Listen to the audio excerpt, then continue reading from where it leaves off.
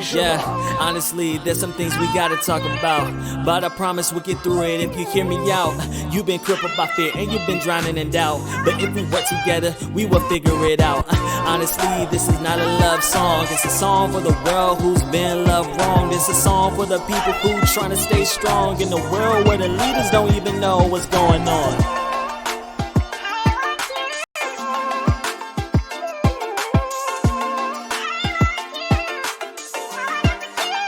It's something that should be talked about. What's up, people? Welcome back to another episode of Something That Should Be Talked About. It is episode 7. Yeah. If you don't know, you should know. This is the co-host or the host with the most, DJ Shabach. And behind us, we have the lovely ladies of the show. Hello, Flo. And Tarina. And yeah, it's been a good week so far. It's towards the end, you know. I'm excited. Payday's tomorrow or today by the time y'all seen this, so definitely excited about that. Yeah. I don't know. I ain't got nothing special to say. Yeah, y'all got anything special? We forgot to introduce our producer. Yeah. See, this is why she's the co-host. And our producer, the one and only. Yo, it's your boy Byron. Nah, what's good, yo. Happy to be here, yo. We still working on it. All right. I guess we could go right into it. You already know what time it is. We're about to go into game time. Now, this time, we're about to do game time. Never have I ever. Have y'all played this game before? I have. I mean, yeah. You have? I don't know if... I think I have played the card game. Yeah, I played a card game before? Yeah. Okay. But most of the time when people do it, never have I ever, is people just making it up. Exactly. Yeah. Exactly. You're supposed to put your finger down. Yeah. If you haven't done it, right? I think you have. If you have done it. Yeah, Right. Exactly. Right. Okay. Exactly. So is it the people who have the most fingers up after you go through the cards wins? Yep. Exactly. Okay. So the people who have the most hands or fingers up as you win. That's the person who wins. Well, we're going to do something else. Take a shot of lemonade or like lemon juice if you were the first one out. But I ain't got the lemon juice, so we'll just keep going. But everyone's going to put up 10 hands. 10 fingers. Hopefully you ain't got 10 hands. And the first person to get out, you're out. The last person standing wins. So I'm going to do it just between y'all two. Yeah, I was going to play, but I'm going to just keep it between y'all two. It'll be simpler. All right, y'all ready? Yeah. So right. Down if we've done it. Down if you've done it. Okay. Got it? Y'all got it? All right. First card. Have you ever done a donut with your car? Nope. No. I'm not. Second card. Have you ever taken a dump while on a date? On a date? You had to excuse yourself, like, excuse me for a second. She got to think about it. I do have to think about it. I don't think so, though. Really? Yeah, no, I don't think so. You never been on an all-day date and you ate something and you're like, I need to go to the restroom real quick. I don't think so. Wow. Yeah, I don't think so. I really have to think about it, though. But I really don't think so. Okay. Paid for Instagram followers. No. I'm guilty of this back when like Instagram first started. You know, that ad popped up. I was like, let me see. It was just a bunch of bots though. A whole bunch of bots. Yeah. Dude. People be reaching out to me sometimes, be like, "Do you want to buy followers? I'll put you on my story." Like, oh wow. Yeah, I'll put you on my story. That's crazy. Chased after the person who mugged me. I've never been mugged. Yeah, me either. It's crazy.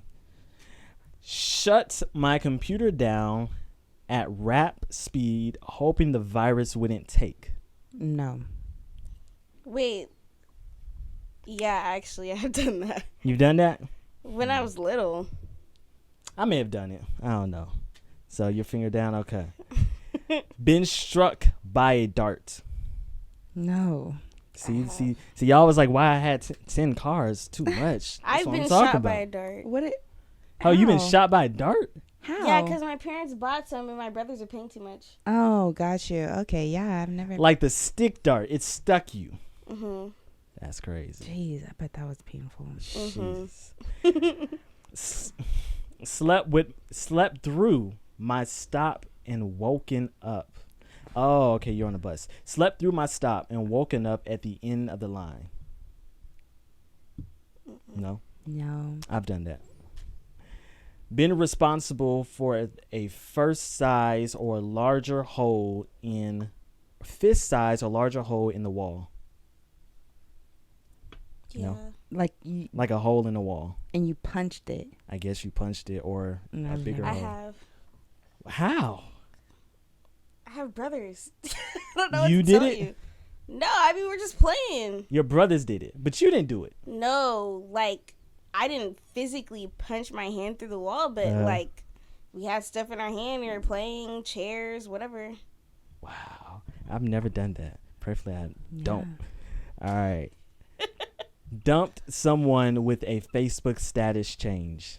That's crazy. No. I've not done that. Deleted text messages so my significant other wouldn't see who I was talking to. Yes, Mm. I've done that. All right. But it was okay. But let me explain. It wasn't like I was. Yeah, you see this pause? So it. She got to clear it up. She got to clean it up. Look, so somebody hit me up when I was in a relationship. Somebody hit me up, and then like I entertained the conversation, but it wasn't like nothing like sexual or nothing like that. I was just basically like, yeah, I'm in a relationship. But you entertained the conversation. Yes, I did. I replied back, which is what I mean by entertain. And I didn't want my ex, because it was innocent. It was an innocent thing, so I didn't want my ex to like trip over it or like, you know, ask me about it. Yeah. So I deleted the conversation because I knew it was innocent. But he ended up finding out some way. How did he still. find out? I have no idea to this day. I still don't know. And so we ended up having a conversation. And I was like, look, no, like I'm not cheating on you. Like, Conversation or argument? He must have seen it before he deleted it. no, I don't know how he saw. I think, oh, you know what he told me? That on my Snapchat, it showed like the most recent people you talked to, but he didn't see the conversation. So he's like, how is it saying this is the most recent person you talked to, but there's no conversation? So that, yeah, that's how he found out. But I don't know how he got my phone. Like, I don't know anything. So at first I got defensive and I was like, so you looking through my phone? But then I was like, actually, no, like I did entertain that conversation. This is what happened, but no, I'm not cheating on you. Yeah. All right, then. How long ago was that? This was in 2019. 2019 or 2020. One of those. Yeah. You were still young.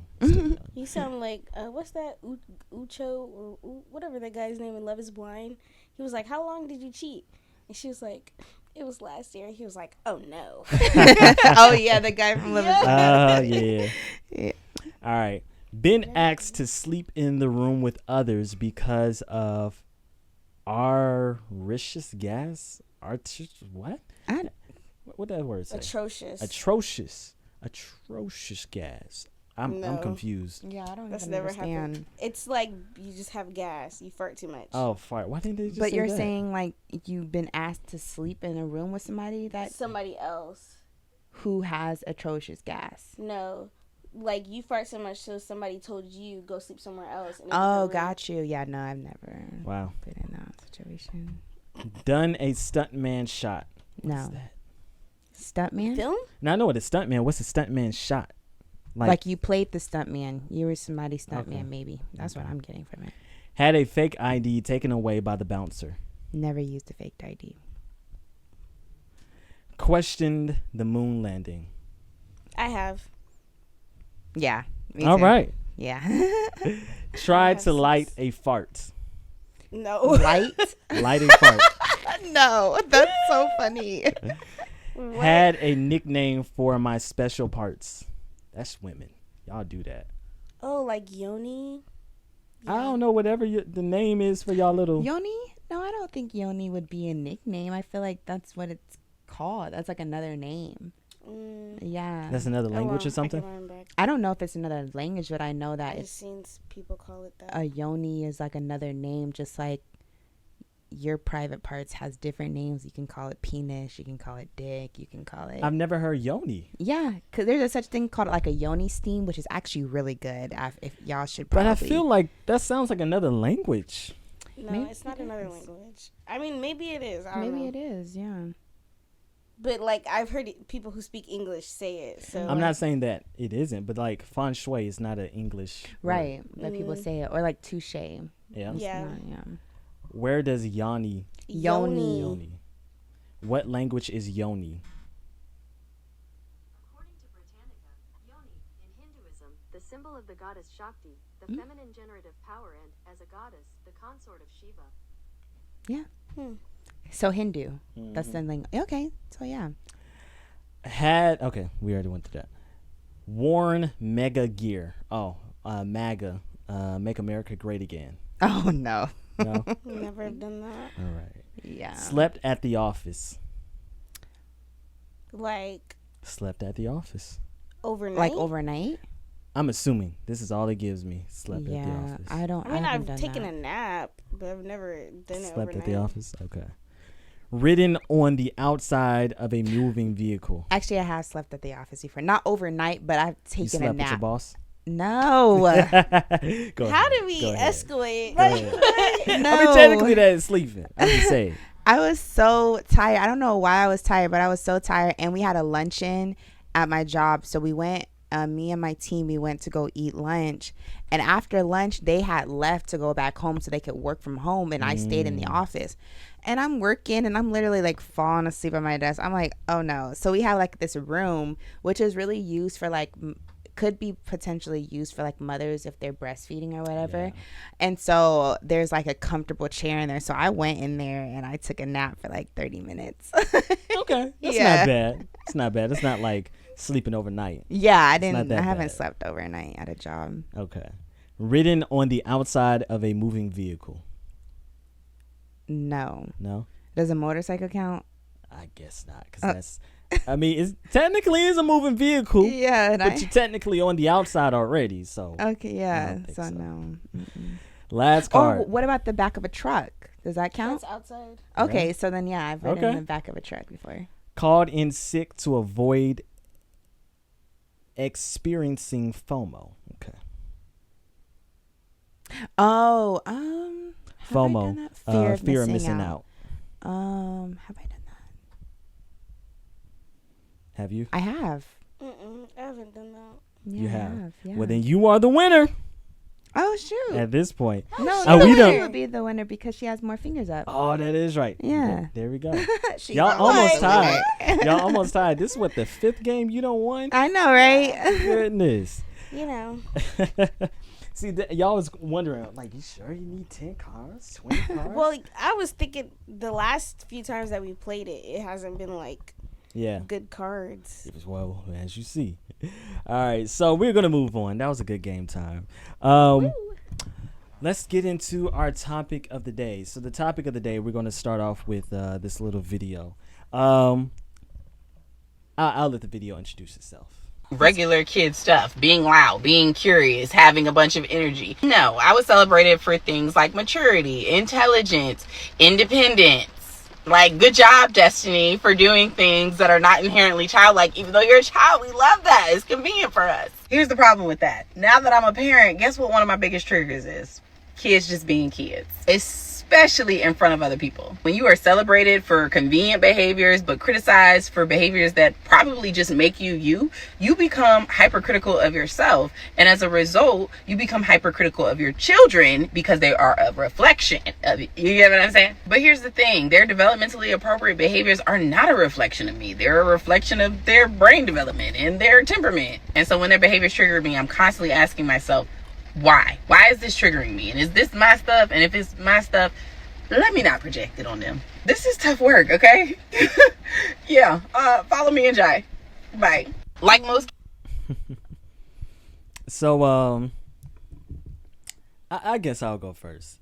I definitely can relate to this.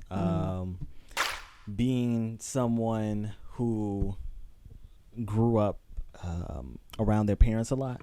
So I went to school, at least for as lower grade elementary, I did go to public school. But when I wasn't in public school, I was around my dad, around my mom, and my dad's a pastor, so I'm a PK.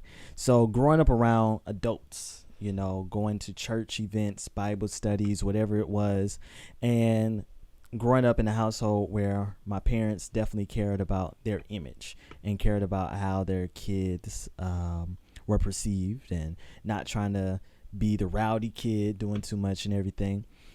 So it came with growing up to be mature. And a lot of times I would get compliment as a 5 or 6 year old, like, oh my gosh, she's so well behaved and everything. Now, there may have been times that, traumatized or caused me to not be a kid in certain moments. But as I reflect, there are not times where I'm like, dang, my dad didn't allow me or my mom didn't allow me to be a kid when I was like very young. It wasn't until as I got older into my teenage years that it really started affecting me, where other tweens and teenagers were whether smoking, drinking, having sex, or figuring out themselves. I didn't have that ability because I was homeschooled from 5th grade to my first 9th grade year. And so I was already growing up around adults and in adult environments. But now this was totally just adults and just grown environments. And it put me in a predicament where I wasn't able to be a kid or a tween or a teen. And it stunted growth in different areas. Thank God for therapy. But there are definitely pros to it because I was able to start a job in my career at 15 years old. I was getting opportunities at such a young age because I was mature for my age. But the cons were I didn't have the ability to learn how to be a tween or a teenager amongst other tweens and teenagers. So then when I was put into an environment of being a tween or a teenager, certain things I didn't already have ironed out. I was figuring out for the first time, got into more trouble than probably some of my tweens or teens because I didn't learn how to be one. So also when you have all the older adults who are expecting for you to know better because they know your parents, they know your father, oh, you should know better and everything. And I'm like, I'm 13, 14, 15, you know, I'm still trying to figure this stuff out, but I didn't have the ability to figure it out because I was already taught how to be an adult and I wasn't really able to experience being a teenager. And it still affects to this day. But granted, because I'm aware of it, I'm able to change it, shift it, and everything.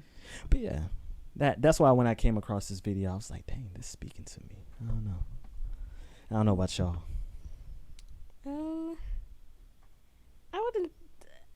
I think there's a difference between like teaching your kid how to act in certain places and allowing them to be a child. My experience, when I'm at home, I've never had a problem with my parents. Actually, it's more of the opposite issue where they still think I'm a child. But you know, I've never had that type of issue. We always had, but also it could be the fact that I do have siblings, so kind of all of us have a place where we could be children. I would go to my aunt's house to be children. Like, it was never an issue, or the behaviors of a child was never an issue. I just knew, okay, if we're outside like the store, this is not the place for me to start screaming or throwing a tantrum. And I think that those behaviors still should be regulated. It's just that I think maybe she might have been speaking as far as even when they're at home, they're not able to do that. And to that, I'm just kind of like, why did you have a kid? Because it's kind of like we all go through that developmental stage. We're not just gonna come out, you know, the womb being an adult. That's not how it works. So I don't know. I had a family member who their kids were being kids, and there was the oldest. I don't know if you can relate to this, Flo, but there was the oldest, and she was just a year or two older than the other siblings, and she was expected to pretty much be an adult. So she wasn't able to have emotions or make mistakes. It was always you're the oldest, you should know better, and da da da da da. And it's like well, she's still a kid. Yeah, she hasn't even became a teenager yet. And I think in those environments, now granted, I grew up as a single child, only child. So I don't necessarily relate to that, but I definitely do relate to, because I was the mature one amongst the teenagers or young adults, or well, not young adults, the teenagers and tweens, that I should know better. All the other kids can do that, but you shouldn't. You should know better. Yeah, I can relate to that. I don't know if I like growing up, my parents, they didn't really like make it seem like I couldn't act a certain way. I feel like, just kind of like what you were saying, like it's in public places there is like a standard of like don't act out. Yeah. But like if we were like by ourselves or whatever, it was never like I'm the oldest. So I never felt from my parents like, oh, you're the oldest, you should know better, or like I wasn't allowed not to be a kid in certain places. But also like what I agree that like if you are in a public place, like there is a standard which I feel like should be regulated. Like you don't want your kids to just act out, and it's mainly for their safety as well. But in my case, I've gotten a lot of like, a lot of people have said to me like, oh, you're very mature for your age. Yeah. And I feel like it's not because of like my parents. It's more so of like stuff that I went through like growing up that has caused me to become more mature. And I feel like also like negative things, or negative things that has happened to me. And so that could translate to me like growing up faster and being more curious about certain things. I will say like the internet, having access to the internet and different apps and stuff can also make a child like grow up faster. So I know with me, like me and my brother both had computers growing up, so and it wasn't necessarily regulated like by my parents. So if I was curious about something, I would search it up, and like be exposed to certain things, and I can see how that can cause a child not to really be like a kid. So like what you were saying, like with teenagers and tweens or whatever, being able to experience different things, like being able to experience different things. Like I was definitely one of those people that I probably experienced things at like a younger age than I probably should have, but so that's what so the question was, are kids maturing too fast? I feel like if there is a lack of regulation with what they are being exposed to, it can translate to them maturing faster. And I think that is an important part to it, is what are kids being exposed to outside of the parents. Right. Every time when we watch a show, I would be telling Flo, I'm like, see, that don't make sense. They make the kid smart this minute, but then this next minute a crybaby. And she was like, well, that's how kids are. And I was like, dang, that is true.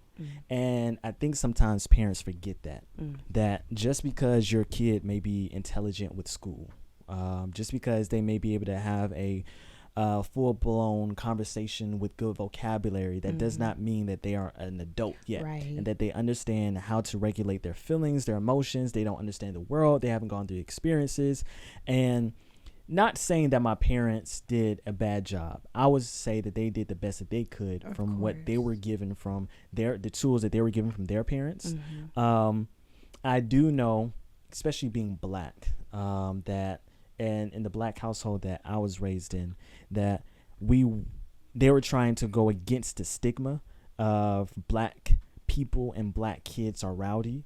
And so they were definitely disciplining me to make sure that I did not look like the stereotype. And there was a lot of pros, but the cons to it is when you're I don't mean to make this a black conversation, but the con is when your white counterparts are able to do rowdy things, and it's just boys being boys. Right. But when black boys do it, they're being thugs and gangsters or hooligans, whatever you want to call it. It's like, you know, if your parent is trying to keep you safe, like you said earlier, then you don't have the ability to really do that. Yeah. To really be a kid if your parent cares. But then on the other hand, you see, what was it, a year or two ago? I think it was about 100 middle schoolers in Atlantic Station just fighting. And it's like, where's the parents? You know? Yeah. So that's why now Atlantic Station has, after, I think, 8 o'clock or something. I think it's 9. 9, where no one under 21, 18, I think, without an adult can be there. It's 21. 21? Okay. So, with all that being said, I definitely think there's cons and pros to it. I have for sure experienced both, just getting opportunities for being mature for my age, but also having a lot of personal conflicts that in return has affected other people because of me not being able to understand these different things, and now as a young adult having to figure it out on my own. So yeah, it is quite interesting. Do y'all feel like, to her point though, do y'all feel like y'all were rewarded more for mature behaviors than being just a kid? Yeah. I feel like it would definitely be like spoken out, like, oh, like, wow, you're so mature, like, oh my god, I can't believe like how you're acting and stuff like that. Versus like if I was acting like a kid, it wouldn't be like, oh my god, good job, you're acting like a kid, you know. So I think that is the case. I think that speaks volumes to what you said though. Is sometimes we don't think we should reward a kid for being a kid, but I think we should lean more into that. If we don't want our kids to, when we were kids, let me finish that thought. If we don't want our kids to just automatically be adults, they, you know, want to quickly get into porn and sex and drugs and all this type of stuff, then we got to keep them in a child's place as long as possible, but in a healthy, happy child's place. Right. I missed my other point. Anyway, I said that part. Well, reward them with what? So, reward them just in a way of applauding them being a kid. So if they're drawing, right? Yeah, hey, mommy, look, job. I did this job. You know, this drawing. Boom. I don't know. Whatever kids do that is not destructive behavior. I know for me, I have 2 god brothers. One is 8 and the other one is 6. And like I was able to experience them like being kids. Like the 8-year-old, he was like damn near attached to me. Like I would always be holding him and stuff like that. And so like watching them grow up like as much as I could, because I was in college for most of them I mean, oh my god, most of them like getting older. But anyway, like as much as I can experience, I just be so like, wow, like to see how their minds work, to see how they like communicate with each other, and like sometimes they like make up games. Like I remember watching the youngest one, and he was like playing by himself, but he was like his world was just like I don't know what type of imagination he had, but I was just like looking at him like, oh my gosh, like I loved it. I was in admiration of like what was happening, and I don't think I said anything to him about it, but like I can see like in cases like that, it's like that should be like, wow, like what are you thinking, or like even leaning more into it, like what's going on in your head, or like having that type of conversation, so it can be what is it called when you want somebody to keep doing it? Dang, the word is gone. But basically so they can like keep doing it, you know, like you should keep your imagination going. Because I just appreciate, like, I really love children. I really appreciate how they're so truthful. They're so in tune with how they're feeling. And that should be definitely more leaned into. Like, it shouldn't be I feel like as we get older, we're kind of taught to minimize and think about how other people are feeling and like not really be able to express like how we feel. But kids will, like, I'm sad right now, or I'm feeling sad right now. Like, okay, why? You know, like being able to like express yourself more. And I think as adults, like we kind of get away from that. Yes. Yeah. I would say even from a male's perspective, women are given the grace as kids a little bit more, whereas boys, as soon as they fall, like dust yourself off. Thank you. Dust yourself off. You know, you're all right. You know, boys don't cry type of mentality. Not everybody gets that. You said not everybody. I mean, yeah, my parents weren't like, oh, it's okay that you fell. They'd That's be like, about you. Yeah. Okay. And I'm sure some other people, like, or some other women experience, like, it's not necessarily like the princess treatment all the time. Yeah. It's kind of like, oh, I know that one time I was on the swim team and I was feeling, I was basically having a panic attack. Yeah. I go into the bathroom and I'm like, I don't know what to do. Like, I'm breathing fast and everything. Then I call my mom and she could tell that I'm crying. And she's like, why are you crying? Like, not even like, oh my God, what's going on? Like, why are you crying? Yeah. And then I'm like, well, I'm scared. Then she's like, well, get unscared. Like, it was kind of like just very much just get over it and do what you got to do. And that's just kind of how. That was the normal for you in your household? Yeah. Wow. For all of us. All of us is do what you got to do. What about your youngest brother? Yeah.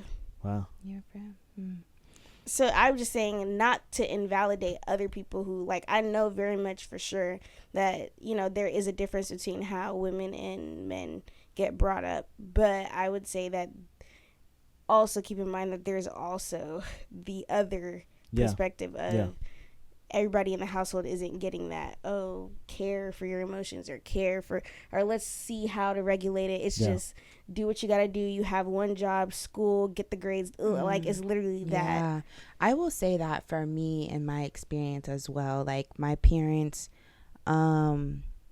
they just kind of like what you said, I feel like they did the best they could. And this is their first experience raising children and stuff like that. Yeah. But for me, I didn't feel like my parents were really like a great emotional support system. Like and I will say it a million times, my parents did a great job as far as like making sure that me and my brother had the advantages that we needed and whatnot. But when it came to like our emotional state, I don't think it was really there. Yeah. And there would be times where I felt like I would like cry to my parents, and it would just kind of be dismissed to like give it up to God, or like you know, like you like stuff like that. And so that Hold on, unpack that.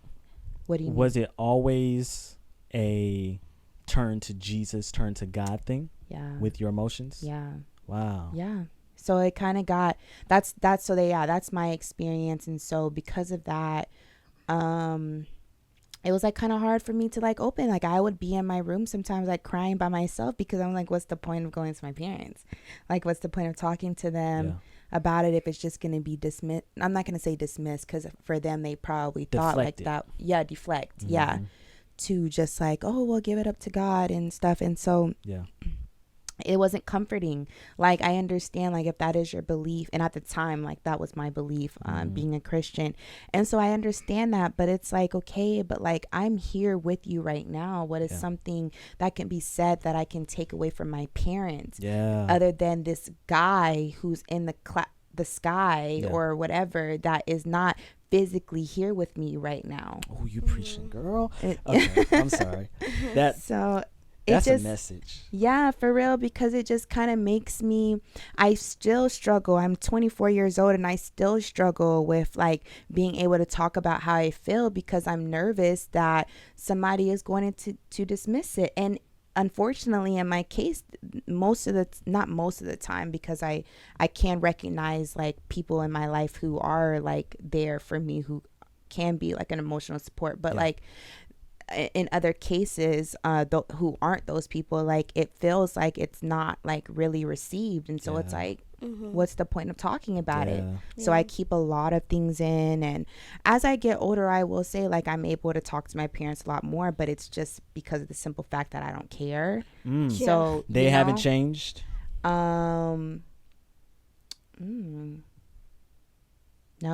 Wow. Yeah. So, No. And my go ahead. mom, my sweet mom, I love my mom so much. She is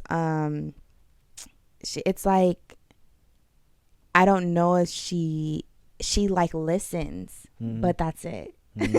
So she doesn't like give me any advice, or if it has anything to do with like business sense. Oh, my mom is the person. Like, if I'm having like job conflict or whatever, like I can for sure go to my mom and she'll be able to be like, well, you can do this, do this, do this. But if it's like something like, this nigga just broke my heart, oh well, Tyrina, like, there's somebody else that's gonna be there for you, the little, you know, like tap on you, it's gonna be okay type, you know. But I'm not really able to like unpack, you know. So I that's a whole message that you said with that, because older generations, and I see that it's still flooding into current generations now.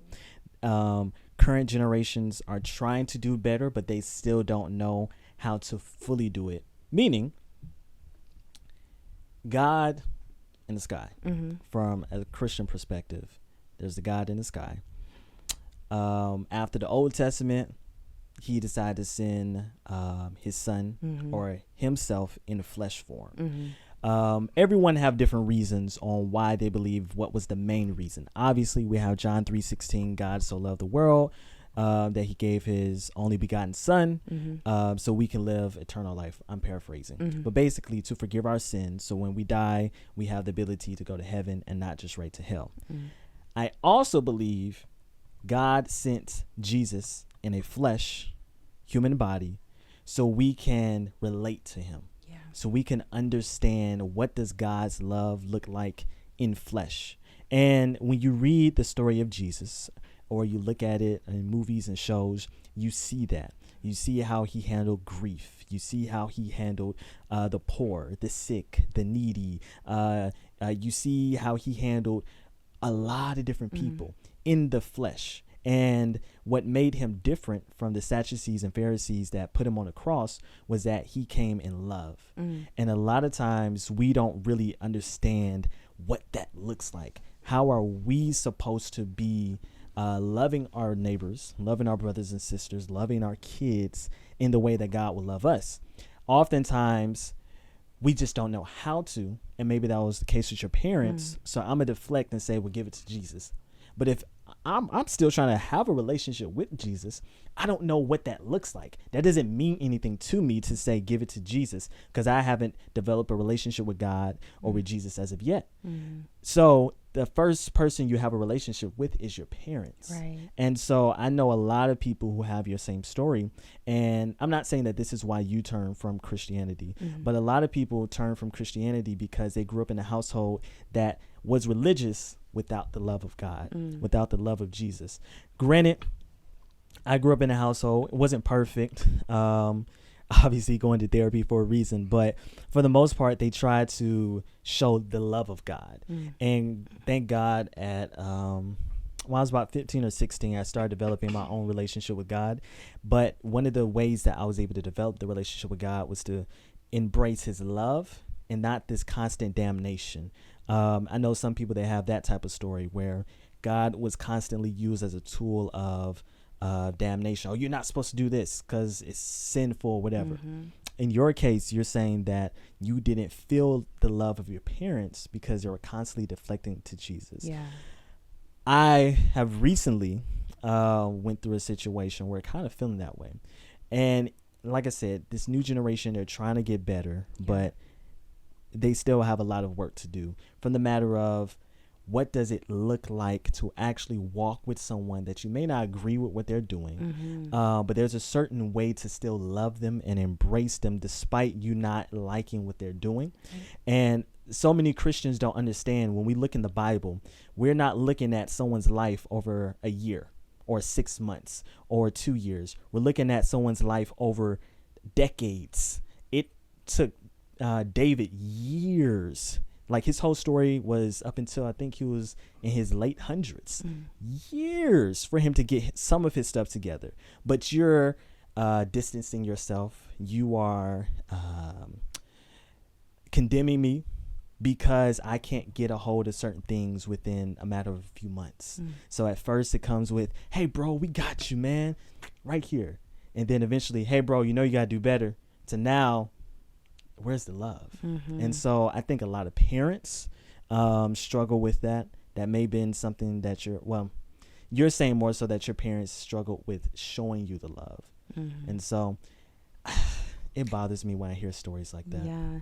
And I would say too, like, what I explain to people a lot is like from the outside looking in, me and my family are so close. From the outside looking in, like we have like growing up, we always ate as a family.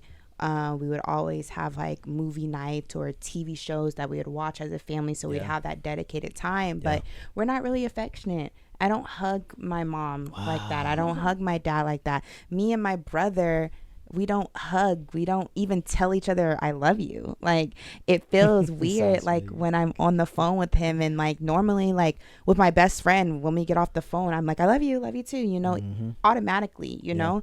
But with my brother, it's like, all right, bye. Okay, bye.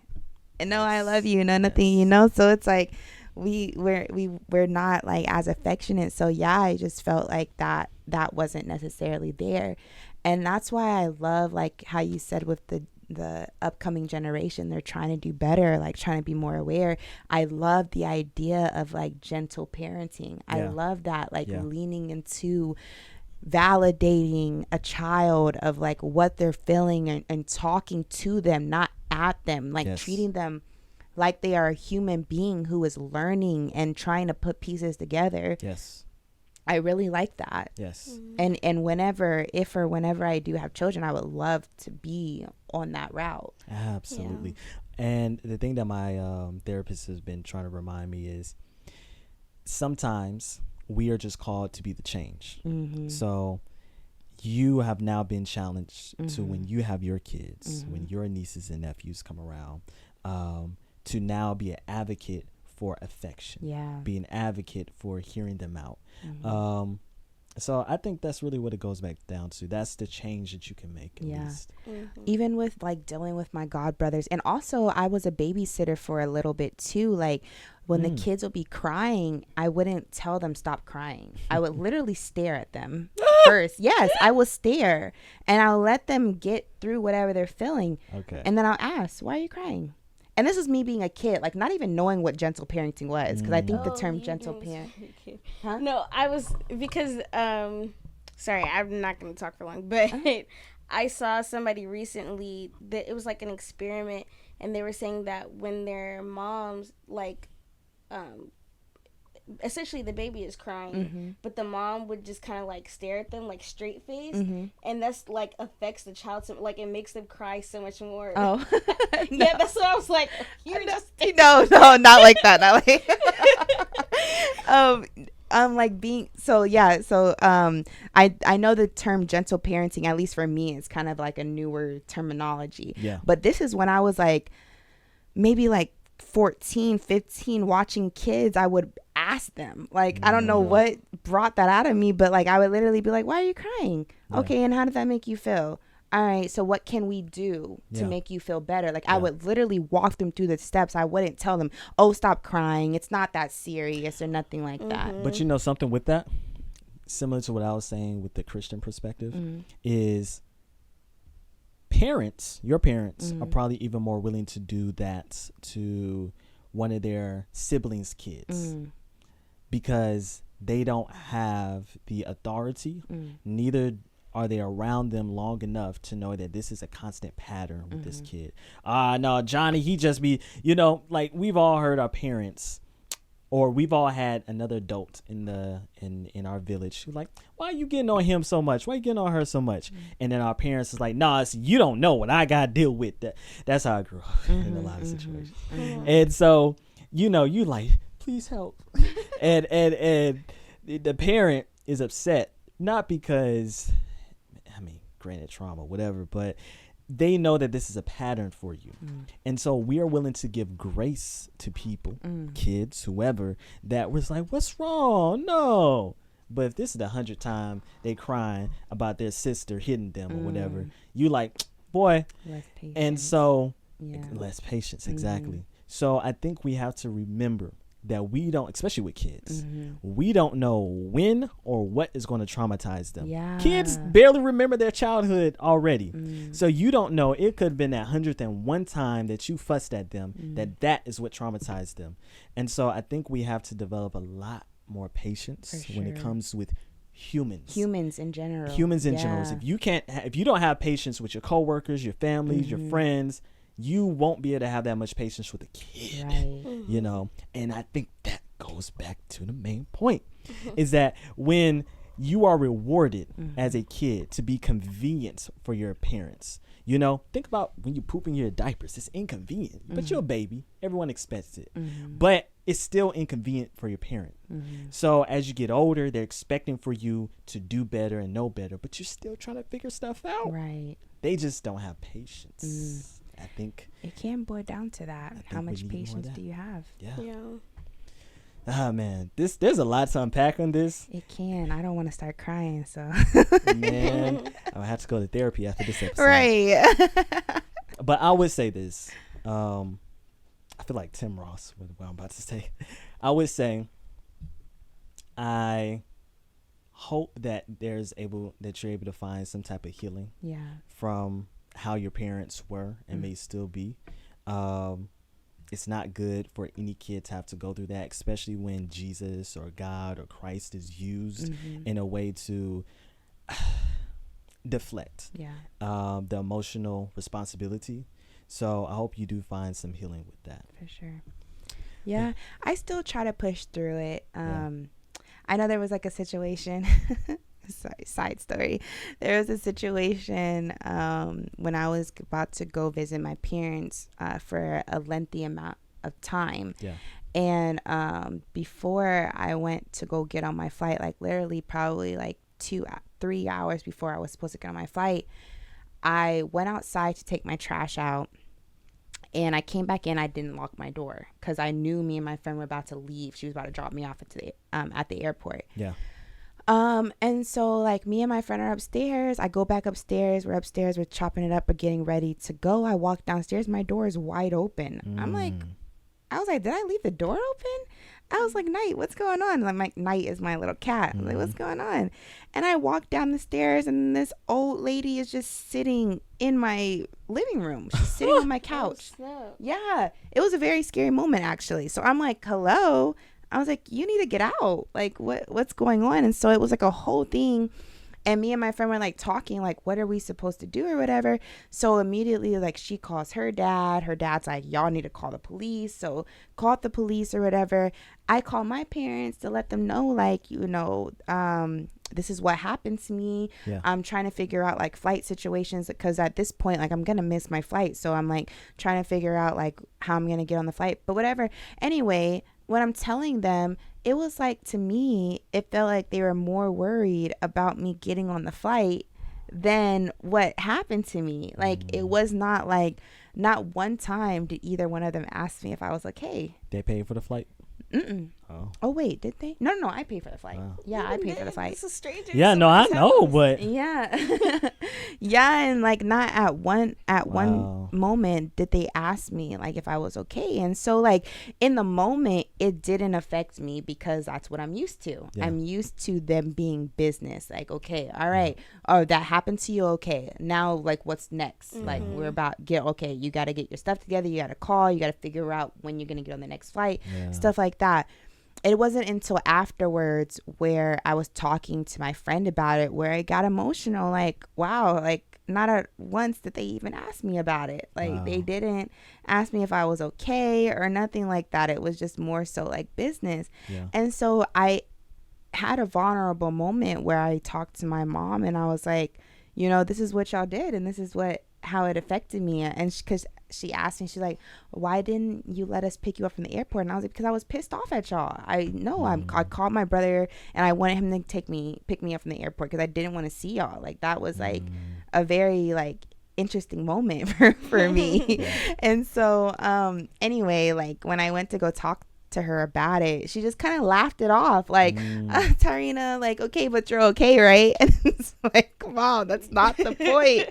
It's not the point like that I'm okay now. It's still that I went through that, you know. And even with my dad, like his response was a little bit more like it felt a little bit more like reassuring, where he was like, I thought I did ask you that, and he was like, in no way that I mean to make you feel like we didn't care about it. We do care about you. Like he was reassuring me a lot more than what my mom did, but it was just still like, wow.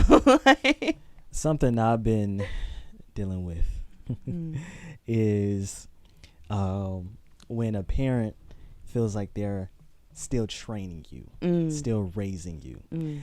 Maybe this is a good conversation, I don't know, with your parents, whatever, but I've recognized that sometimes there's that wall with whatever it may be, because they feel like they still have to be the coach. And similar to where a coach is, oh, tough it up, come on, you got to get back out there. And that coach, they may genuinely care that, you know, oh man, John got hurt, but the coach at the end of the day got to care about the play, and we got to win the game, and et cetera, et cetera. So your parents may still be in a mindset of training you or raising you and your brother to be tough, independent people out here in this world, and it's tough. I don't know, it's just me looking from the outside in. For sure. Man, I would say my relationship with my parents is rocky. It's getting better because they're trying to get better, because they have been faced. This is a good point. They have been having to be faced. That's not good grammar, but they've been having to be faced with their own family situations. Their parents dying, dealing with their siblings, dealing with emotional things from their childhood, and it's kind of within the past few years being dug back up, where they felt like they've had to go to therapy or seek God or just seek some type of help. And I think sometimes we forget that our parents are still human. They are, right? And they forget that they're still human because they've having to deal with putting on a tough face for us for so many years. And I would say just to lean into that. As far as your parents, that is one of the things that I don't want to regret, is by the time that I'm in my 30s, 40s, or 50s, that I didn't stick it out. Because I have some family members who their MO is to distance themselves. Oh, you hurt me. Oh, you made me feel this way. Distance. And at the end of the day, this is still the people that's going to be helping your funeral arrangements. These are still the people that you're going to be calling for some of these big important things. This is your niece, nephew, uncle, brother, sis. Like, this is your family. You can't just expect distance and then time it gets messy.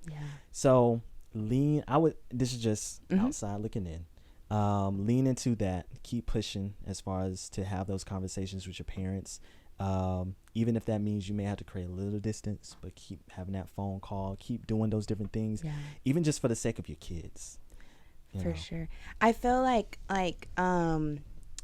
at least like our generation of parents, or our parents' generation, I should say, when they had kids, it seemed like it was like, well, I'm the adult, I know better. Like it was just that kind of mentality. And because of that mentality, I feel like it can make you grow up to thinking like the adult knows best, and being separated from the idea of this is your first time raising a child also, and you are still growing up yourself. This is the first, my mom is about to turn 50. This is gonna be the first time you ever turn 50. Like you just went through these years. You don't know everything. You're still learning stuff. You can still find ways to grow. And so like that is something that us as children have to remember too. And I think it would help if parents were more vulnerable with us, where it wasn't this persona of like trying to always be strong. Like one of the things that I would love to be able to do for my children is to let them know like mommy makes mistakes too. And if I hurt your feelings, tell me I hurt your feelings, and let's talk about it, because I'm not perfect. And I want you to understand that I'm not perfect. I don't want to ever make you feel like I'm just this person who knows best. And I think that's what one of the the problems is like the mentality of like, well, I'm an adult and I said so. I feel like that is so wrong to have that mentality. It's no, like you are still learning as well. We should be asking kids their opinion of certain things. And at the end of the day, yeah, you are an adult, so you do know a little bit more or whatever, but figure out what's going on in their head, you know? So yeah, I definitely I'm at a place now where I don't want to hold things against my parents. I do want to know that they are still like they can still learn and grow as well, and we can still recover from whatever, you know, like so yeah, I do get exactly what you're saying. Yeah. But that's beautiful though, that you have that mindset though, to still look at your parents as people who are growing. I just thank God for the fact that my parents have been vulnerable with me to a certain extent. Now, granted, just to be honest with all of us, we all deal with this. You will see sometimes people being vulnerable, and then you get to that sore subject, and it's like a wall. It's like, no, we ain't gonna talk about that. And whether they're being defensive, deflecting, or whatever. And sadly, I know in my case, sometimes those walls, those fences, will sometimes be the thing that has traumatized me the most. I'm like, cool, great. I'm glad that glad to know you cried when your mom died, your dad died, great. But can we deal with this other thing that's making me cry? Right. So it's trying to remember that, and it's very difficult to continue to see your parents as kids. Like they are still trying to figure this stuff out. Like I always tell my parents, my mom got married this year of my life. She got married when she was 24. So in like 5 months, I would be, what I'm trying to say. She would be getting married. Next year, she would have had me. And it's like, Jesus. And I'm thinking my maturity level, I'm thinking I'm not ready to usher in a kid into this world and figure this stuff out. And sometimes when they're transparent or vulnerable, they will admit to certain things that they're still trying to figure out, or that they were figuring out as they were going along. Sometimes it takes talking to their parents, your grandparents, to figure it out, man. And then you start realizing they're just doing the exact same thing we're doing. They were trying to prove to their parents that they could be good parents. They could be adults. Man, this turned into a therapy session. Right. But I don't know, Flo. Going to speak on something, but I would say in a lot of our conversations, Flo and our conversations, some of the same things you've been saying, Flo has said, with how she's grown up and everything, and just affection and transparency and etc. I guess for me, I grew up having the affection. It's again just having those right conversations. I'm like, thank you, all the kisses, thank you, whatever. But I'm like, can we talk about this thing though? You know. Everybody's childhood is different. Flo, you want to piggyback, or are you good? I mean, my experience with my parents is similar to what you were saying. I definitely didn't even realize till like maybe a couple years into college, I was like, my parents don't say I love you. We don't say I love you. Yeah. I don't hug my mom. I don't hug my... the only time I hug my parents is when, like, they're about to leave their flight. Right. But it's like, I don't say we don't say it at all. And so it kind of messed me up a little bit, because I talk to my aunts on the phone. They say, I love you at the end of the phone call, or my best friends or whatever.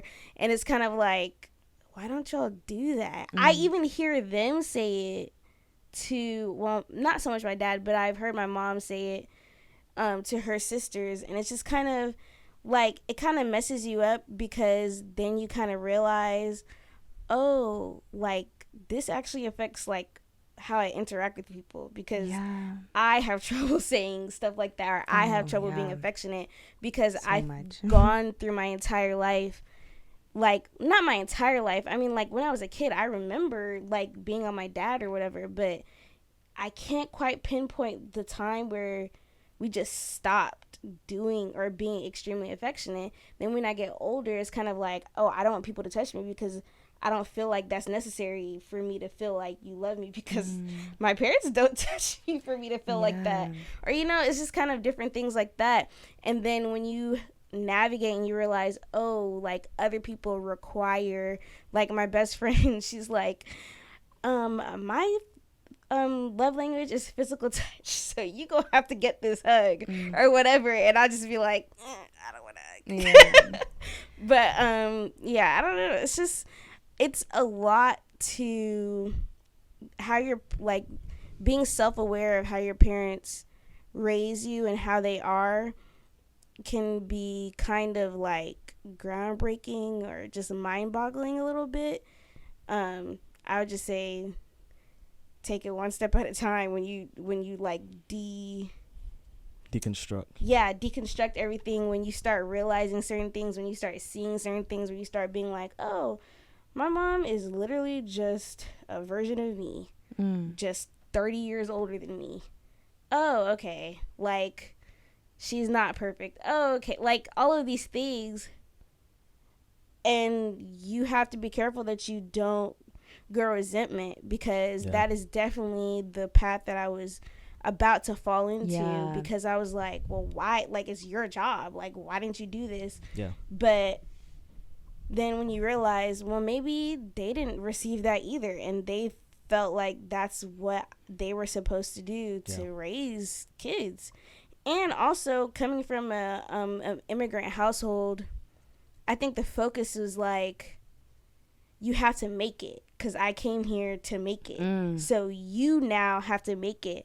And they put this like unnecessary hardness behind it because they've gone through so much. And it's inspiring, but it's also like, I don't have the same experience as you growing up. You sheltered me so much to the fact that I won't have the same experience. So you can't treat me like the same hardness that you have for life is going to come out for me, because it's not. If I'm sheltered, if I didn't have to experience going on the bus, if I didn't have to experience trying to figure out how to get money so I could eat the next day, and you provided all of that for me, but now all of a sudden I turn 18 and now I just have to automatically be like that, that's not going to work. That's facts. So, yeah, it's just a lot. No, you said something there. I think Kevin on stage, a few rich parents have been talking about it, where they're like, and I think that's the premise of Blackish, that they grew up in not the best circumstances, and so they wanted to give their kids better opportunities. Then at a certain point, they're like, hold on, you don't know this, you haven't gotten this together, you don't know how to do this or whatever, now you need to figure it out. And it's like, well, this is the con or the pro, whatever, however you see it, to giving your kids a better opportunity than what you had, which goes back to even what you were saying, that because you went through certain things at such a young age, it kind of matured you, where that's probably what happened with your parents. So they're looking at, why can't Flo at 23 and 24 figure this out? Well, at 23 and 24, you didn't have your parents around, you wasn't living at home, and this, that, and the third, was going on in your life compared to what's going on in mine. Man. But this is the importance of having these conversations, but being open with it, because a lot of times we're so closed-minded to know, F my parents. And if you are around people who are just echo chambers of that, who don't try to call you out on, hey, maybe you should call your dad. Hey, maybe, you should try to have a lunch with your mom. If you're just around people who just like, F your parents. F your parents. And everyone is just like, and spouses, parents, kids, whatever it may be. This is why we have to, man. Anyway, let's move on. This is a lot. I wanted to say two things. First, to go back to like what you said about like how not growing up with so much affection can translate into you not showing affection to other people. I feel like it can go one of two ways, where you're a person who doesn't show affection to other people, but also you're a person who craves it so much. And I feel like for me, I'm a person who craves affection so much, Yeah. to the point where I will literally put myself in situations where I'm entertaining people who are not necessarily benefiting me in any way because I'm looking for that affection from them. Wow. So it could but then there's also cases with me where I feel like I'm not giving a person a lot of affection because that's not really what I was necessarily shown. Yeah. So that was the first point I wanted to make. And then the second point, jeez, please come into me. Oh my God. The second point I wanted to make was, dang, what were you just talking about? Being open, echo chambers of people who are around you. Before that? No, that's like, dang, I done lost it. Oh, wow. I'm going to be so upset when I watch this video back over. And you can be like, no, That's the point I want to make. Yeah, I lost it. Having people who will try to convince you to have those conversations, or not just simply be F your parents or spouse, kids, whoever. I Not coming remember to you. all that, and it's still not coming to me. Okay. Yeah. Oh, wow. I'll put it in the comment section. All right. Well, enough tears have been shed. Yeah. Thank goodness I didn't freaking ball. This is like a not sad, but it's definitely like a deep conversation because it's still stuff that we are unpacking at 24, 23. How about right? Okay, how about 23. how about 43, 53, 63? Bro, look, when we have these conversations, then we're able to see how our parents are still struggling with it. And granted, some parents believe in our kids are not supposed to know this. So only imagine the conversations that they have amongst each other, amongst their girlfriends, their bros, hopefully, you know? Yeah. Man. This anyway. was good, though. This was a good conversation. It was. Now, let's line it up just a little bit. Let's take it to our funny bone. Uh-oh. Is the graphic gonna work? No. Let's try one more time. Let's see if it works. All right, it kind of worked. All right. This funny bone, I thought was interesting. You can show it first, Byron, and then refresh it. I was telling the cast that I got to start pulling up these videos on TikTok. Instagram got to do better with it. An equivalent to Where's My Hug? Shout out to Speedy for this question. And there definitely is. Let's go through some. So you gonna act like you don't see me? And that's exactly the voice they do it in too. You not gonna say hi? We're your little friend. We gon' fight. Are you mad at me? Low-key, these are more desperate than the Where My Hug at dudes. The one I heard a lot growing up too was, why you so mean? Here's the thing. I wasn't even doing anything. I was just standing there. I'd be like, I didn't say anything. See? That's what I'm talking about. You so mean. Yo, dudes are lame. But women, y'all are just as lame, if not more lame than us. Because some of these are horrible. So is there a woman equivalent to Where's My Hug at? Put your answer in the comment section. I want to know what y'all think. Funniest ones get pinned. Is there a woman equivalent? That is funny. That's hilarious. I see the comments. So you gonna act like that? You gonna I had act a like you dream don't about see me? you. Oh my gosh. But see, the thing about it is, again, y'all women, y'all a little bit clever. Because you, as a guy, we've heard this, but we would like not think too much of it, especially if we're not interested in her. You like, okay. Yeah. Okay. Right, and it doesn't require physical touch. If a person doesn't want to, if you don't want to talk to me, just say you don't want to talk. But Where's My Hug at is like, I don't want to hug you. So I had a nigga ask me and my friend, we had just got some food and we was walking back to her apartment and there was like a nigga there, and we were passing by and he was like, oh, y'all didn't give me no food. Nigga, we don't even know you. Right. I have no idea who you are. That make me so uncomfortable because guys don't just, it's not like the opposite sex thing too.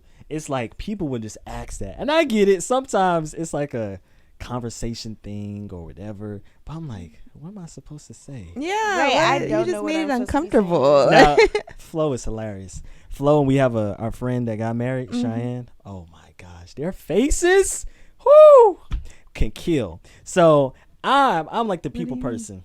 I'm the people person. If someone asks us that, right, the exact same question. Oh, so y'all went to the store, didn't give me anything? Okay. I'll be like, Oh yeah, I get you next time. Flow like, okay. Yeah. Okay. Because why are you asking for my food?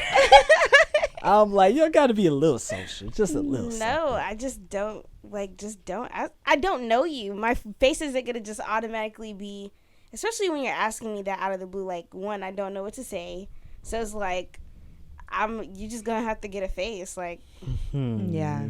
only when it's older people, then I'm just like, oh, I'll get you next time.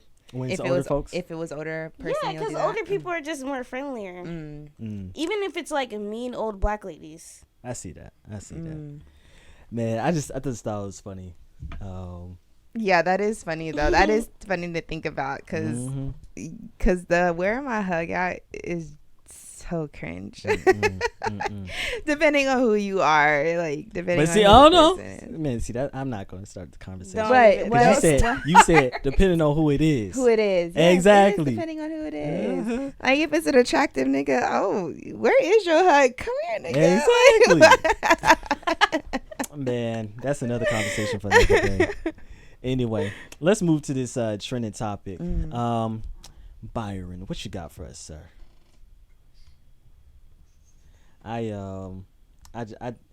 This was an interesting one.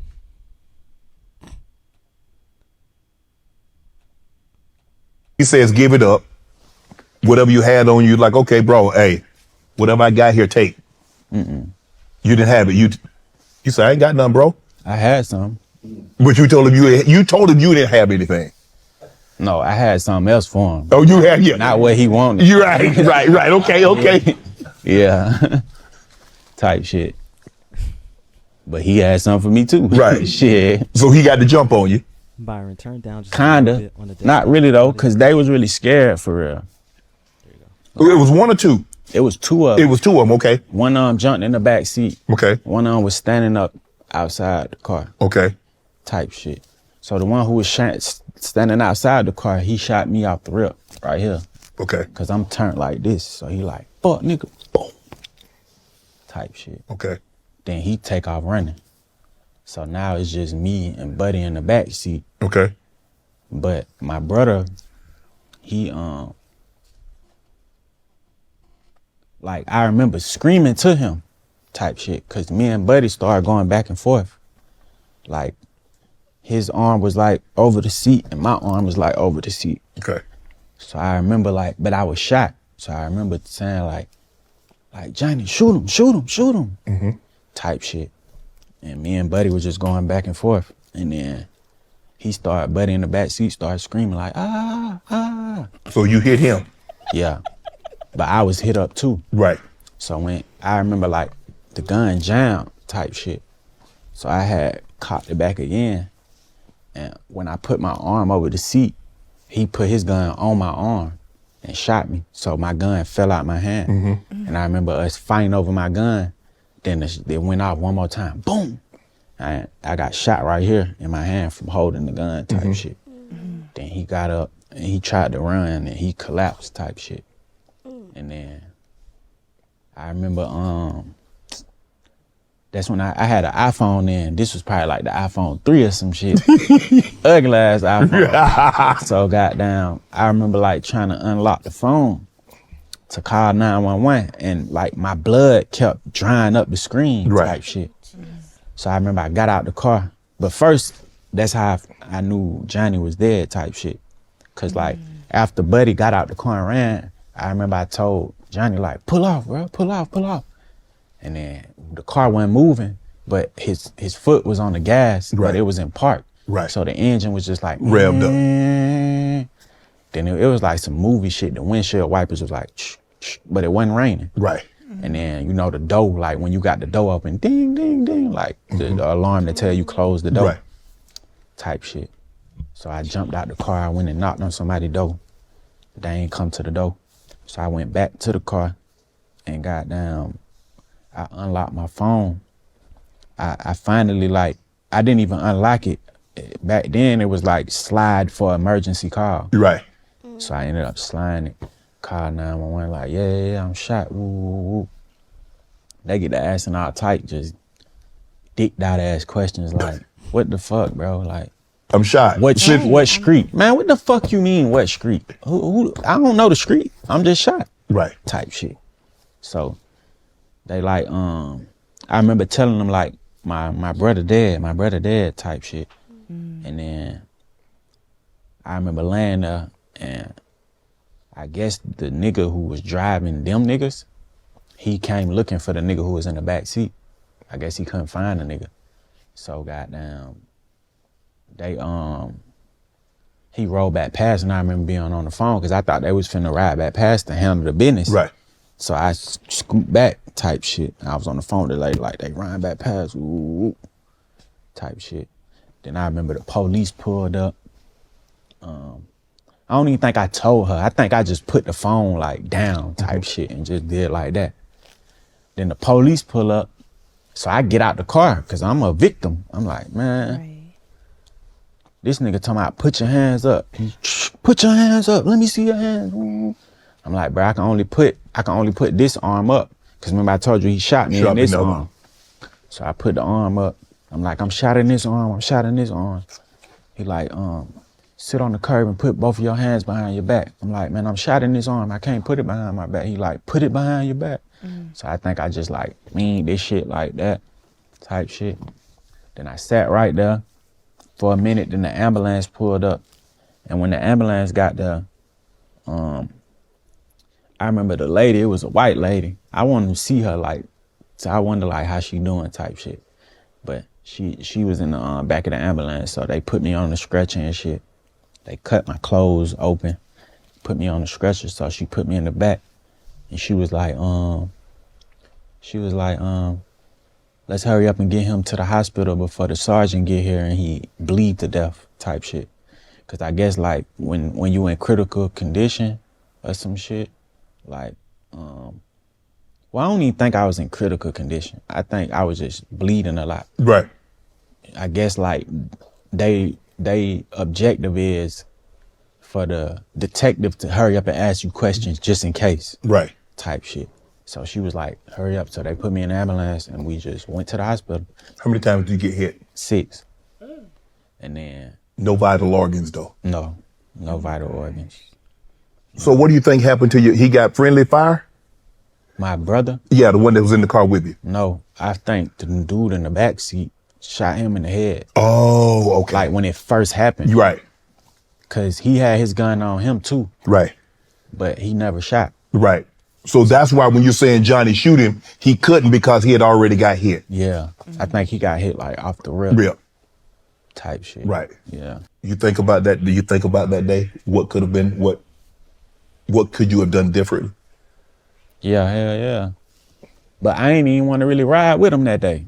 Cause I was really just trying to chill. It was my birthday. Right. We had some shit, like some drinking shit, some liquor and shit. We was finna get drunk. So I was really just going over there to kick it with him. Right. Type shit. So yeah, I be thinking about that. But the main thing I think about is like I heard his grandma on the phone telling him like, I'm ready. Cause he pick her up from work every day. Right. And I just used to think like, damn, I wish he would have just went and got his grandma instead type shit.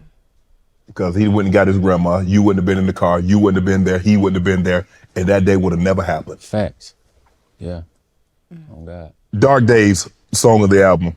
You say your gun won't love you back and the block won't hug you back. I really was like in the booth, like talking like to like a younger me, a young man in that same situation type shit. Like I was just like telling them like, yeah, this shit might look cool, but in reality, like this the truth. Like this what it really is right here. Like this the real type shit. And I was just like talking to him in that way, like, yeah, you could say you love that block, but it don't love you. It ain't gonna hug you back. Right. You can stay like hug the block. That's like posting on the block all night. It ain't gonna hug you back. You could love your gun, but your gun ain't never gonna love you back. Right. You're gonna lose your friends. After your candlelight, ain't nobody gonna come check on your mama like that. They ain't gonna give her nothing. Wow. Like, you feel me? Like, that's just how shit go for real. What is it about that lifestyle that people find so, not people, but young men, especially a lot of young men of color, find so fascinating? When you young, you damn near get rewarded for dumb shit. Right. Like when you young. But it ain't like a real reward, but it's like you get more attention. I say that like when we be growing up, like we don't be getting a lot of attention type shit. Like man, our daddy ain't around. Mama always busy type shit. So like when you do bad shit, remember I told you like you get a counselor. Right. That was like something cool in school. Like if you had a counselor, like other kids looked at you like you was something type shit. So it's like it just build up and build up and build up type shit. And you just used to getting rewarded for dumb shit. Or not dumb shit, but like bad shit. Right. That it just carry on. And then you just, before you know it, you a grown man. And you just stuck in this shit type shit. But you're one of the ones that made it. You got an opportunity to be a grown man, got an opportunity to look back and say, look, made some mistakes, don't make the mistakes that I made. Yeah. You one of the few. Yeah. Bless. Very. I know a lot of people that didn't. Park. Right. So the engine was just like revved up. Wow. Outside the fact that he said type 30 times, literally. 30 times? 30 times. I saw you counting. That shit was funny. Oh, man. Oh, my gosh. I've heard that he was shot 6 times before because I think he said it like in different songs or whatever. But that was my first time hearing like the details of it. Jesus. It's that's why I like Snowfall. There is a lot of scenes in Snowfall that they showed the real life. Now, granted, there are some scenes that boom, boom, boom. Oh, shoot. Okay, we get in the car, escape. But they showed the gruesome, graphic, exactly what he said. How a lot of street dudes, thugs, whatever you want to call them, think that, oh, because I got a gun now, I'm good. Right. They show how they got they shoot out, person got shot in the knee, and now they in a wheelchair the rest of their life. Or the baby was in the car, they didn't realize it at first, so the baby got shot. It's a lot.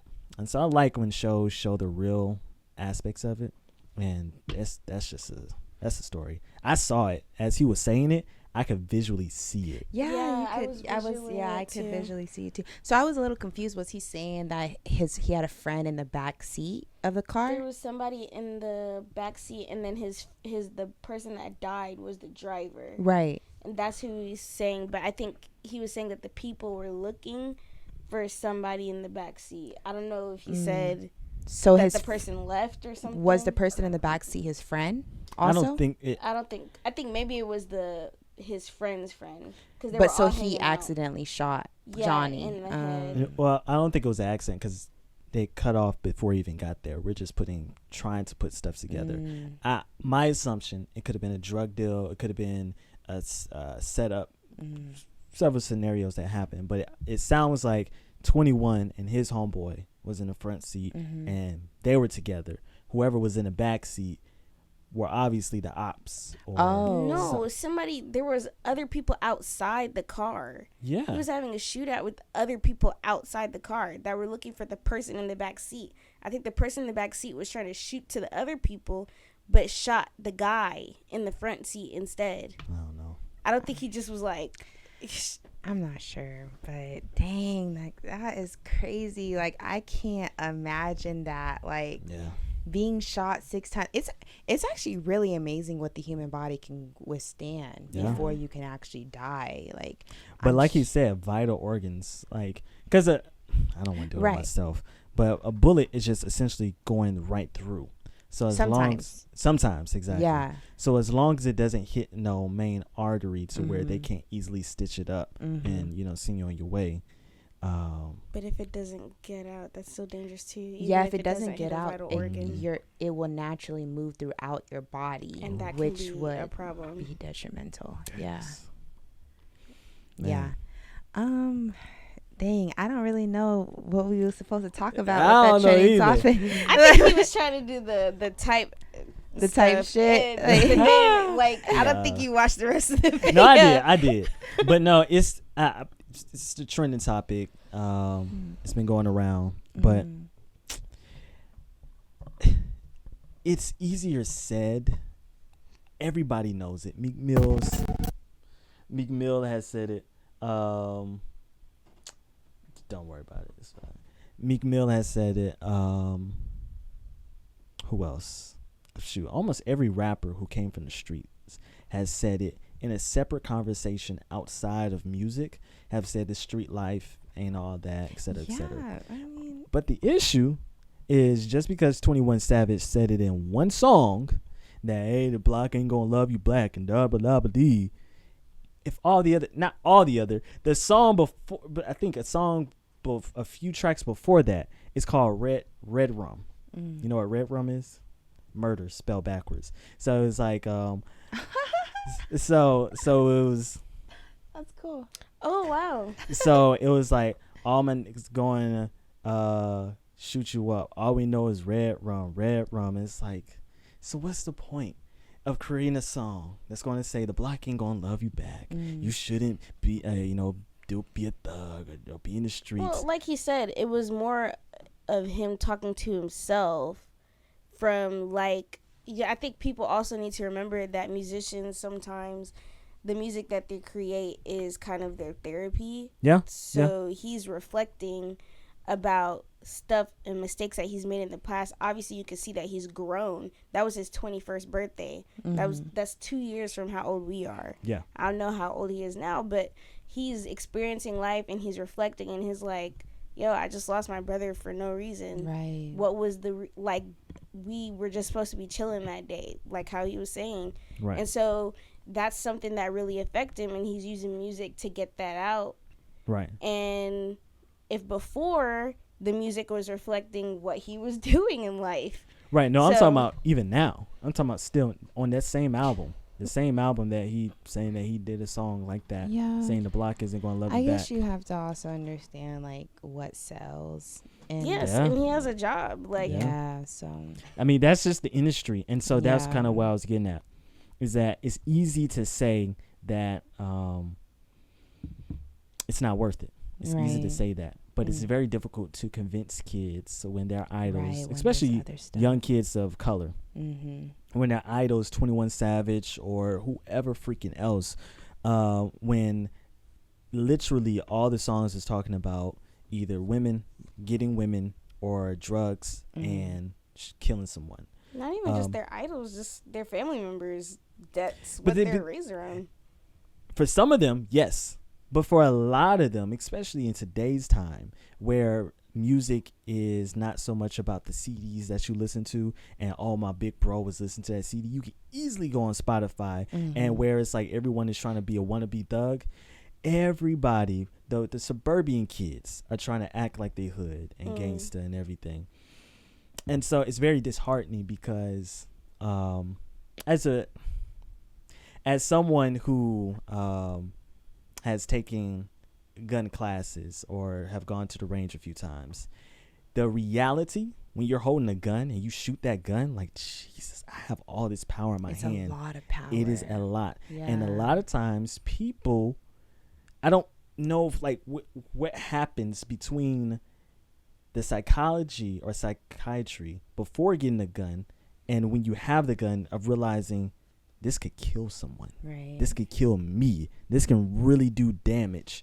But I think a lot of them just think that, I don't want to sound like an old head, but a lot of them think that they're just big and bad and that, I would never be shot, but I would shoot my ops. But I'm like, your ops thinking the same thing. Right. Yeah. So. Well, like kind of just like what he said, that you kind of get rewarded for that type of behavior. So it gets praised a lot, and so like that's probably why it just keeps going. And you keep rewarding it too. You know what she said, ladies and gentlemen? She said, I like me some 21 Savage. Is so fine to me. You find somebody attractive. Yeah, does he not is mean so that you're fine to promoting. me. You find this dude with a freaking cross sword thing in the middle of his head. I think that's weird. I don't like his face tattoos, but like I just think from what I can see in social media, obviously, like his persona is just so like, wow. You and like I Lil like Wayne? the way he talks. Like, You like the way he talks? I do. I do like the way he talks. I like how he says Type "screet," shit. like Type shit. yeah, the type shit. Like I like. Yeah, I like that. I like the way he talks and everything. I don't know how he carries himself as a person or whatever, but I do think he's very attractive. It's supposed that him and Lotto. Yeah, I saw that. She said, I don't saw know. it. I don't know how true it is or whatever because apparently he's married also. So What? I don't really know. Yeah. Apparently he's like married, and I think it like from what I understand, I think it has something to do with like his citizenship. I think. That's why he's married. Oh I yeah, he's think- not even from America. I think. I don't said know. it in one of his Allegedly. He's No, he just got. I saw something like a while ago where they were saying About he just got ICE. his green card, or something. Yeah. Yeah, it's from the UK. Yeah. which Um, is just crazy. That is crazy. He had said in one of his songs, they want to bring up where I'm from, like I still won't shoot them or something like that. Oh, yeah. But I just saw in the shade room today about a tattoo that he has behind his That's ear. what I was saying. That Yeah. him and Mulatto Have or a Lotto. lotto, Whatever. yeah. That. Well, 'cause- doesn't Lotto not show her man? Yes, you don't. yeah, have we seen they 21 never Savage's seen them wife? together. No. Maybe they're married. Mm, It could be. Come on, Miss I don't Conspiracy know. Theorist. I don't know. We've I never- really she don't always know. talks about Or- her man. Always. She always- Nobody yeah. nobody knows who her man is. She has one. Or she's in a consensual, non-monogamous Mm. relationship. Maybe. You never know. But yeah, 21 Savage is fun. Mr. Atlanta. Like, What about Young Thug, I don't think Young Thug is fine. No. Lil Baby? Not young baby. Little baby. He has his moments where I think he's attractive and then sometimes he looks like a dog. So it just kind of, Wow. It's yeah. in between. A dog. Lil Wayne. No, absolutely not. But I do respect Lil Wayne a lot. I think he's a great Uzi? what is it? Lyricist. Yeah, lyricist. Uzi Vert. No, absolutely not. You don't see what JT see? No, I don't. Come on. But maybe he treats her so right. Or maybe she's just really dominant and he's not. And so it works for them. Oh my gosh. Yeah. It's another conversation for another day. Yeah. Let's get into this next trending topic. I think this is a funny one. Y'all women love to talk I know about there's this. such a misconception about this. Men prefer a natural body or a BBL? BBL. BBL. BBL. BBL. BBL. BBL. BBL. BBL. BBL. BBL. BBL. Do you prefer natural bodies or BBL bodies? Natural. Natural. Natural. Natural. Natural. Natural. Natural. Natural. Natural. Do you think men prefer a natural? I think that's facts. I think men do prefer a woman with natural bodies. Yes. I think what the thing is that women with like BBLs and stuff, they get so glorified because it looks good. Yeah, I can recognize that it looks good, but do I see you as being my wife? Do I see you being the mother of my children? Yeah. Like, no, I can fuck. Yeah. Or sorry, have sex. I can have sex with you. I can do whatever to your body. I can appreciate the feeling of the fakeness or whatever. Yeah. But at the end of the day, when I'm thinking about somebody that Hold I on, want you to, said you could the fake, yeah, you can appreciate the feeling. the From fake, what I've heard, the fakeness. ain't nothing to feel. But I'm saying the fakeness. That's what I said. You can appreciate the fakeness of what it is. Can Like appreciate the sight of it. the sight of it, whatever. Like I can appreciate how it jiggles, even though it don't look right. Like It jiggles. I guess. What are you I don't talking know. about? I don't Some know. people's BBLs jiggle. Yeah, I don't know. You're right. The whole thing is just going up and down. Yeah. It's not the okay. You know, like, so yeah, like if I'm thinking about just pleasing my physical self in this moment, then yeah, okay, BBL is winning. But when I'm thinking about somebody that I want to settle down with, that I want to have a family with, that I want to get married with, I think majority of men definitely 100% prefer a woman that's natural. I would even push it even not as deep as that. Okay. Where it's just simply, it's something good to look at. Look but at. a lot of men are very aware of a woman maybe you'll give pushback on this. I don't know. But a lot of men are aware that most women who are willing to get a BBL are women who are dealing with some mental things. How much mental? Don't know. But if you're willing to go to that extent, and I say the same thing for the men as a proud 5'6" man out here, I would never ever get that surgery to heighten or to add inches to my height. I would never, because it's too much of a risk. Like, it's too much for what? All you gotta anyway. I think a lot of guys are very aware that a lot of women who are willing to go through all that are probably a woman that they don't want to be in a relationship with.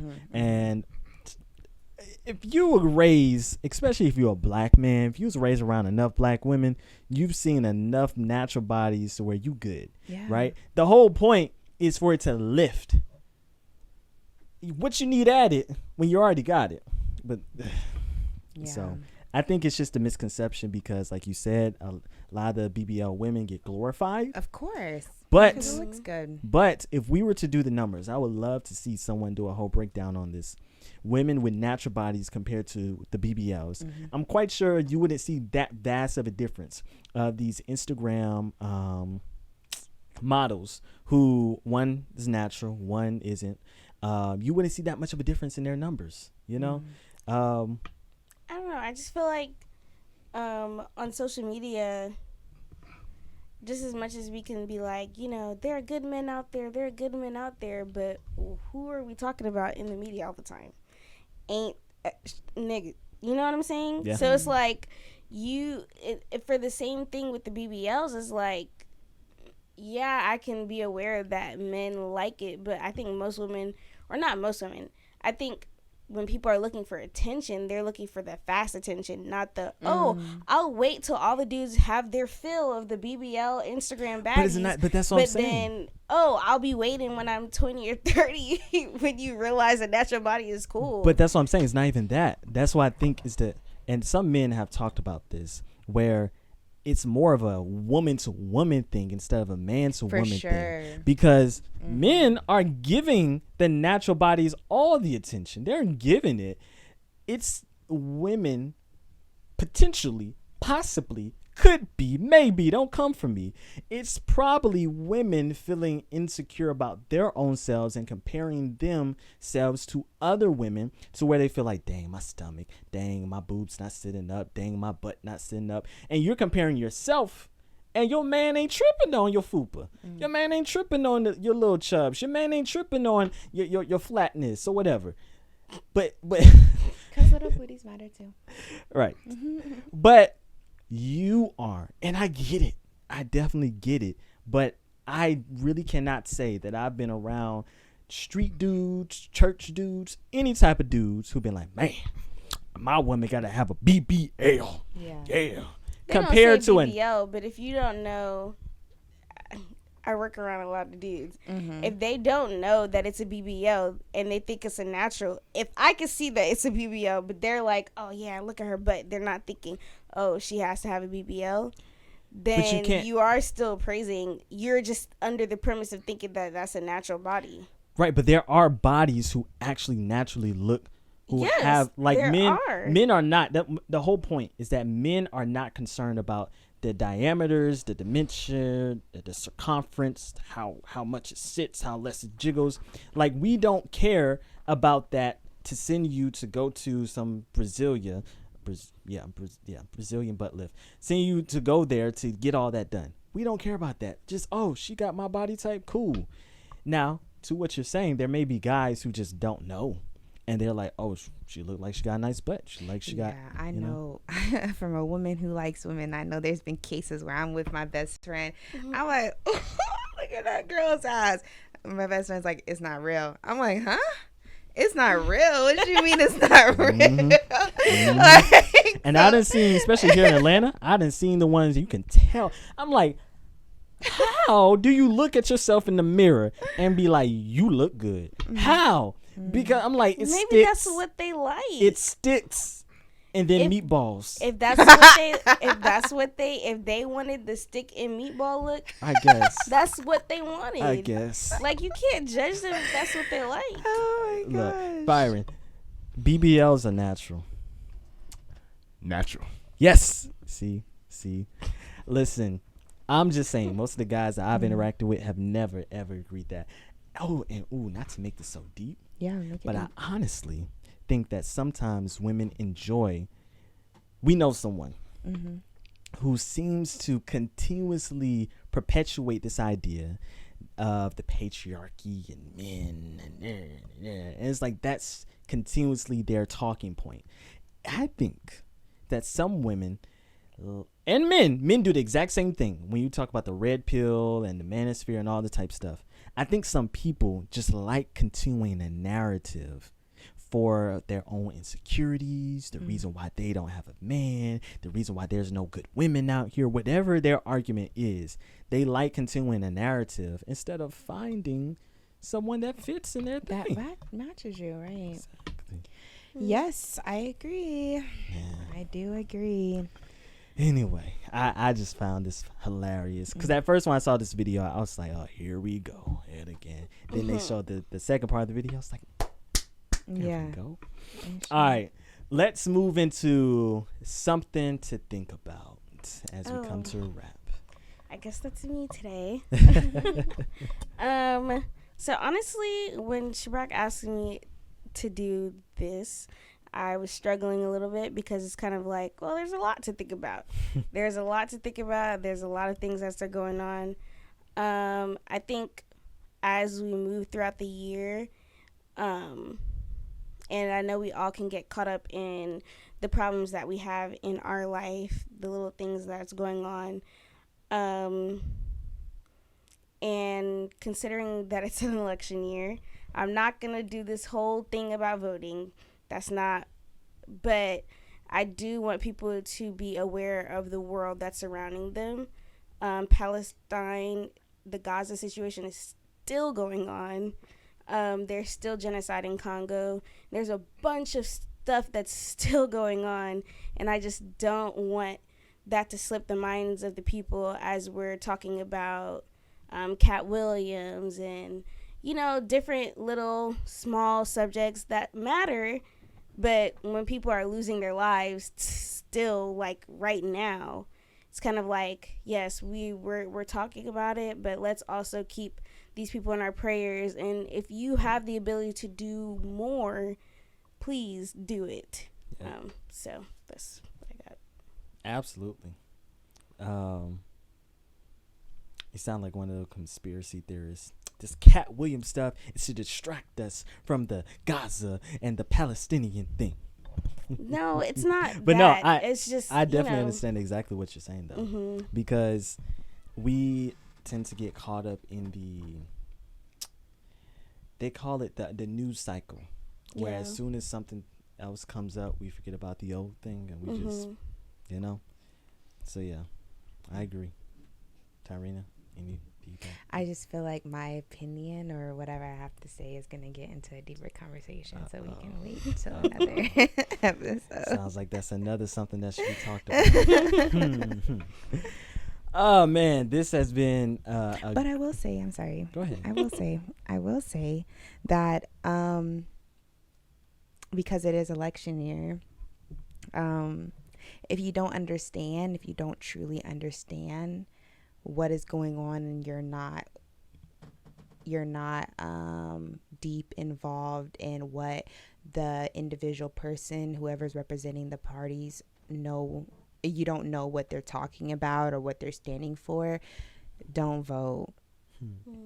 That's all I can say. Like, if you are fighting for something and you believe in something, it's getting into something deeper. Never mind. Next, it'll be another topic. We can go deeper into it, because I actually just had a conversation with my friend today about it and last night about it. So it can get into something a lot deeper. I don't know. Sounds like we should talk about this right now. We can get. You want to get into it? Viewers, y'all still got time? Y'all still with us? Oh gosh, I'm a person who doesn't vote, and I'm proud of that. Yeah, I don't vote. It's not I feel the question was asked to me then, like, what's the point of you being a part of the society, because even whether or not you don't vote or not, like, it will still affect you. And yeah, that is true, but what I told her is that I have to navigate through this matrix because this is what it is. This is what it is. I have to get a job.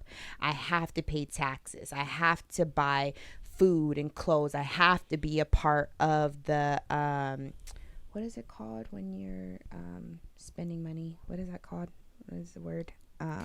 Capitalist. I have to be a part of like the capitalistic society because that is what the world was made of. Like that's what it was. So I have to do these certain steps. But what I can control, because what I personally believe, like you like to call me Miss Conspiracy Theorist, what I believe is at the end of the day, it does not matter. And you voting is only to make yourself feel better because you think that you are making a change. But at the end of the day, if the elites have a goal in mind, that is what's going to happen, point blank period, whether you vote for them or not. It's going to get pushed out, and it's just going to get pushed out in a way that makes it feel like, well, this is what y'all voted for or whatever. That's what I personally believe, and because I believe that, it doesn't matter. So I don't like to think about or to be swallowed up by things that swallowed.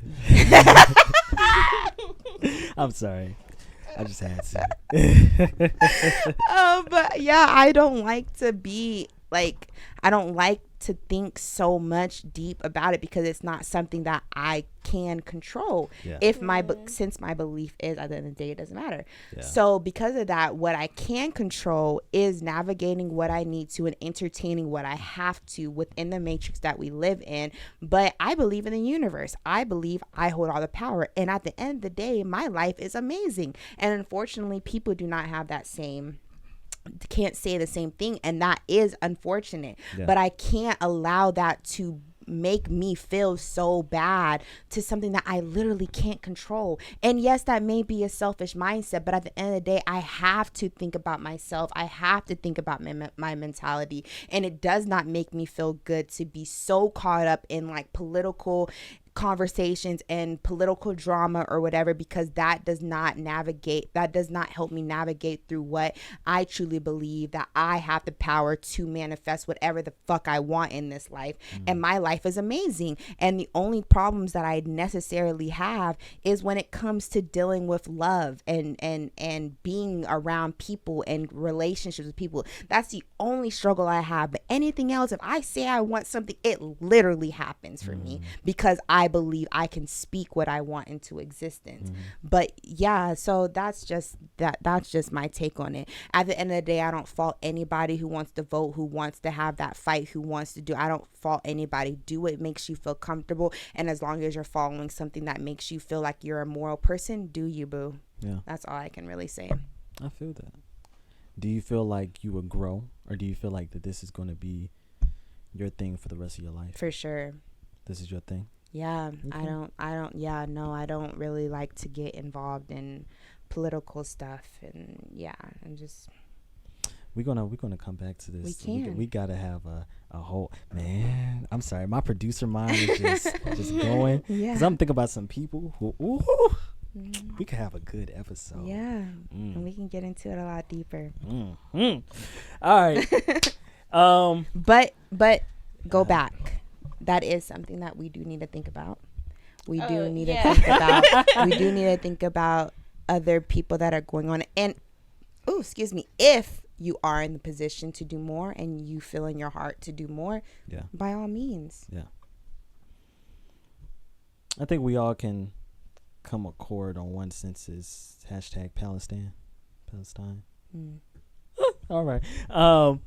So to next time, we're in the hot room, the hot seat. It's getting a little hot. All right. Until next time, keep talking about these conversations, but in a productive, positive, and mature manner. I forgot that the selling point to this podcast is to talk about things that should be talked about in a positive, productive, and mature manner. So I don't want this to be, and I'm not saying that this happened at all. I don't want this to be a podcast that makes people feel like, oh man, here's another podcast that's just red pill, feminist, misogynist, Christian, atheist. We have enough of that. And it's cute. Some of these podcasts, sure, they bring in content, they bring in likes and views, and they may even be bringing in checks. But I don't want to go viral at the cost of having immature conversations. I want to be able to hear other people's perspectives, hear their insight, hear what they think, what they like. I want to be able to understand the world that I'm living in and not be so critical about it, but actually understand it first. And that's the point of this podcast. We have light conversations, we have games, we have all this cute stuff. But all of that is really kind of just soothing out the conversations that we should be talking about. So, saying all that, continue to have positive, productive, and mature conversations with you, your friends, and your family on social media. Y'all comment section, y'all be a little crazy sometimes, but we still love you. Till next time, see y'all later. Peace out. Another great episode. Oh man, you was like, all right, here's my Kanye, right? But I love it. But no, I'm already thinking about it. She knows something. I guess acquaintance.